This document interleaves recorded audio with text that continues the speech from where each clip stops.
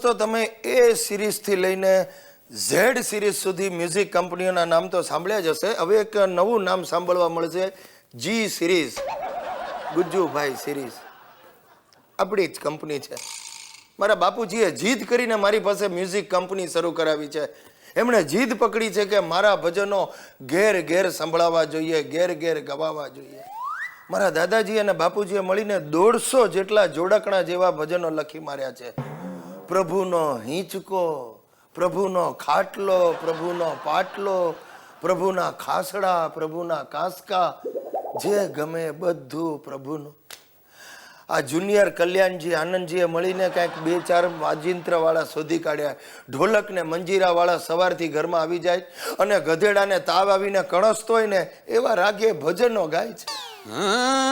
કણકણમાં પદુડાજી, મણમણમાં પદુડાજી, ભાતમાં પદુડાજી, દાળમાં પદુડાજી. અરે ગિરીશિયા, પદુડા બાપાના ભજનો લખાઈ ગયા છે અને આજે એનું રેકોર્ડિંગ રાખ્યું છે. પદુડા બાપા, આ હરખ પદુડા સાંભળ્યું તું, પણ આ પદુડા બાપા કોણ? પરદુક ભંજન ડાયા બાપા, એનું ટૂંકું સ્વરૂપ એટલે પદુડા બાપા. બાપુજી, આ પદુડા બાપાના ભજનો કોઈ નહીં સાંભળે અને આપણે કારણ વગર 30-40 હજારમાં લૂંટાઈ જઈશું. અરે તને ખબર નથી ગિરિયા, પદુડા બાપાના બહુ બધા પરચાઓ છે. અરે વાંઝેઓને ત્યાં 5-5 સંતાન થયા છે. બોલ. અરે આવું જ તમે મને પોપટિયા ગઢના સિસોટી માતા વિશે કહ્યું હતું, પણ સિસોટી માતાની એક સીડી વેચાઈ નહોતી. ત્યાં હવે આ નવા બાપાનું રેકોર્ડિંગ શરૂ કરવું જ તમારે? બાપુજી રેવા દો, આમાં આપણા ઘર-બાર વેચાઈ જશે. ચૂપ રે ઔરંગઝેબ. સાલી ખાખરાની ખિસકોલી સંગીતમાં શું સમજે? હું ખાખરાની ખિસકોલી તો તમે કોણ છો? સંગીતના મગરમચ્છ. અરે 2 વાર મને 35,000ના ખાડામાં ઉતરાયો, હજી તમે ધરાયા નથી. ચૂપ રે, મેં તો વિચાર્યું છે કે આ પદુડા બાપાના ભજનની DVD પણ બહાર પાડું. અરે પગે લાગુ છું મારા હરખ પદુડા બાપા, તમે આ પદુડાનું ભૂલી જાઓ. શક્ય જ નથી ગિરિયા. હું જાઉં છું રેકોર્ડિંગ કરવા. શ્રીખંડમાં પદુડાજી, પાત્રામાં પદુડાજી, પદુડાજી પદુડાજી, ક્યાં ક્યાં છે પદુડાજી? આ પદુડા બાપા મારી પીદુડી કાઢી નાખશે, તમે જોયા કરો. મિત્રો, હમણાં મને થોડી ધરપત હતી. મારા બાપુજી ધાર્મિક ઉદ્યમ બંધ કરી અને શૈક્ષણિક ઉદ્યમ તરફ વળ્યા હતા. મેં મનમાં વિચાર્યું, બહુ સારું, આ ભક્તિના નામે તાબોટા પાડવાને બદલે સોસાયટીના બાળકોને શિક્ષણ આપશે.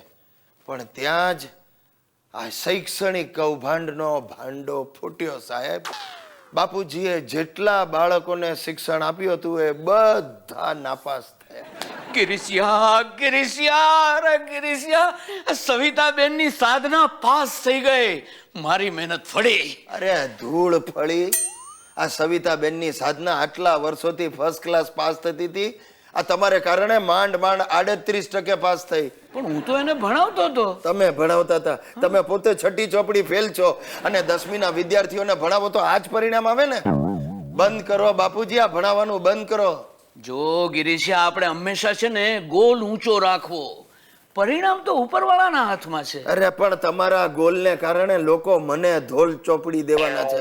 આજે આખી સોસાયટી આપણા ઘરે ઘેરો ગાલવાની છે અને નક્કી કર્યું છે કે જ્યાં સુધી તમે છોકરાઓને ભણાવવાનું બંધ નહીં કરો, અહીંયાથી જશે નહીં. મારી શૈક્ષણિક સેવાનો આ બદલો?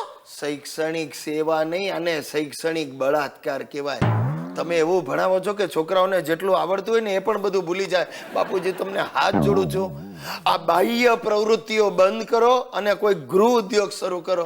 જરા પણ નહીં. હું મારા સત્કાર્યો હંમેશા ચાલુ જ રાખીશ. અરે શેના સત્કાર્યો? રસ્તામાં બળદ જતો હોય તો એનું પૂંછડું આંબળીને એના ભડકાવો, એવા છે તમારા સત્કાર્યો. ચૂપ રે બળદ. એ ગિરીશ કુમાર, તમારા બાપુજીને બહાર મોકલો. સાંભળ્યું? હા સાંભળ્યું. કે છે કે બાપુજીને બહાર મોકલો. હું આમ બહાર જાઉં છું, તું આમ બહાર જા.